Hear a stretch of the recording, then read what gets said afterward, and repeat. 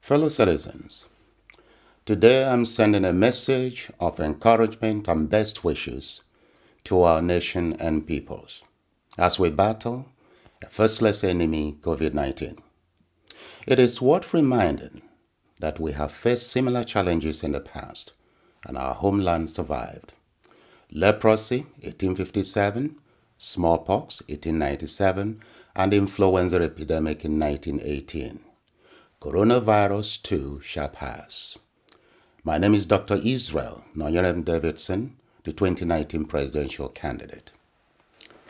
In the long history of our nation, apart from our founding fathers, only your generation and mine have been entrusted with the privilege and responsibility to defend our existence, our lives, our survival, and our freedom from population decimation through weaponized virus, technologies, and conspiracies. Now, as you are aware, coronavirus is real and originated from China. Millions have been infected and thousands have died worldwide. The virus is now at our doorsteps, marking the start of a battle for the heart, soul, and survival of Africa. Today, we mourn the passing of Malam Abba Keri, the Chief of Staff to the President and a victim of this deadly virus. Our condolence to the federal government and his family. As our nation continues to battle the epidemic, I am grateful to our dedicated health service staffs, law enforcement agents, and the military for professionalism and risking their own lives in defense of our nation. We owe them enormous gratitude. On the social media in recent weeks, rumors remain firmly in circulation on issues such as weaponized vaccination programs aimed at Africa, 5G technology with possible hidden agendas, and conspiracy to exterminate a percentage of world population for sustainable civilization. Fellow citizens, in a world characterized by racism, greed, dwindling earthly resources, profit maximization doctrine, economic and military domination, and on a planet where 80% of its resources is consumed by the privileged 20%. It makes sense that we Africans rule nothing in or out from rumors. Therefore, vigilance, unity, unmatched level of patriotism are now crucial more than ever.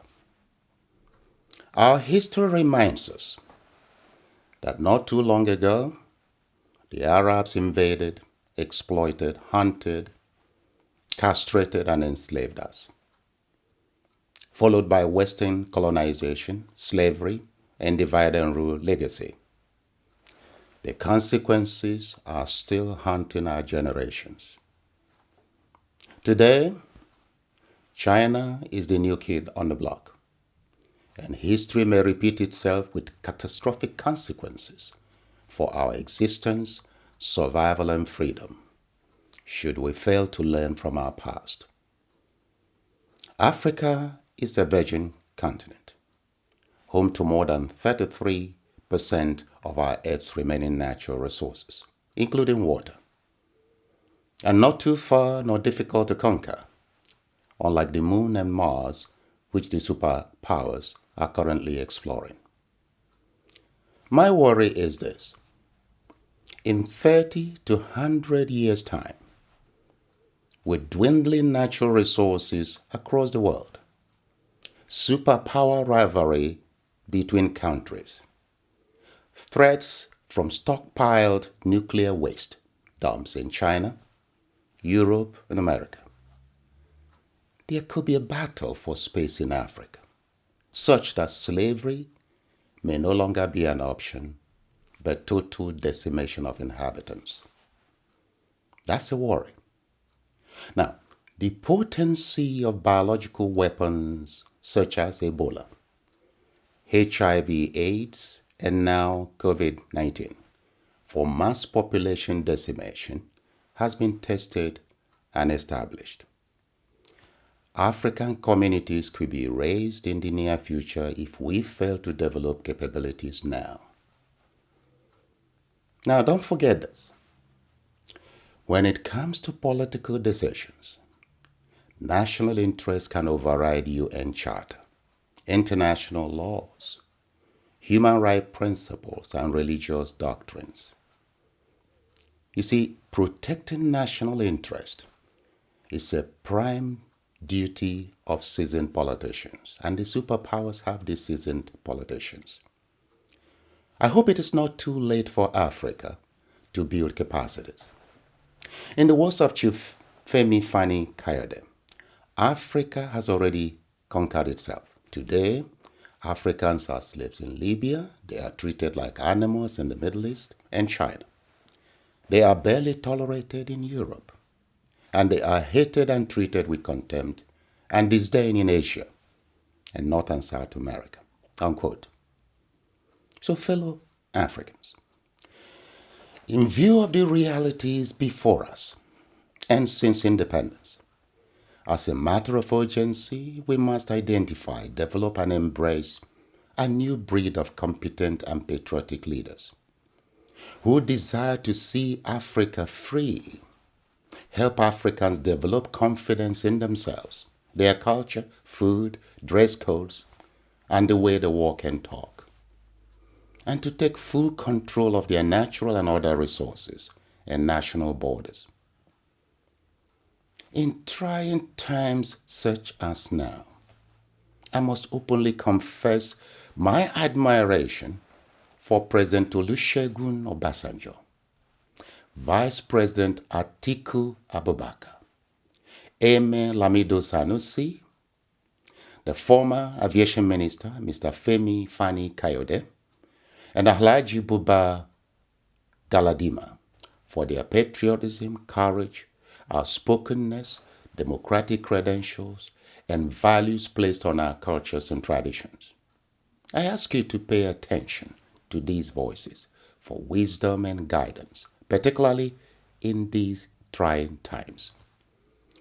Fellow citizens, to successfully and effectively defend our existence, our lives, our survival, our freedom from an invisible, destructive, or slavish plots and conspiracies, we must take concrete actions and wisen up before it's too late. You see, we can no longer afford to remain consumed by our petty differences. We must remain united in our common interests. Now, let it be clear to all, our fight should now switch from the usual tribal, religious, and resource control tensions to focus on our right to live, to exist, to prosper, and be free from external interference and domination. That's my prayer. That is my vision for Africa. With immediate effect, I believe Africa Union should repatriate all our nationals from countries where their human rights and dignity are being abused. Our federal government should take lead by repatriating our citizens back to our homeland.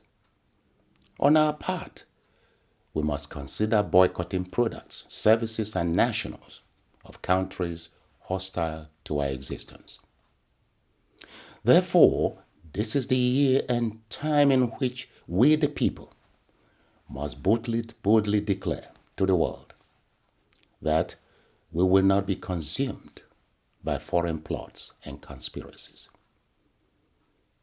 We will not mortgage our future, national assets, and freedom for cheap loans and deceptive red carpet receptions to African politicians visiting China and other foreign countries. We are better than that. We are better than that.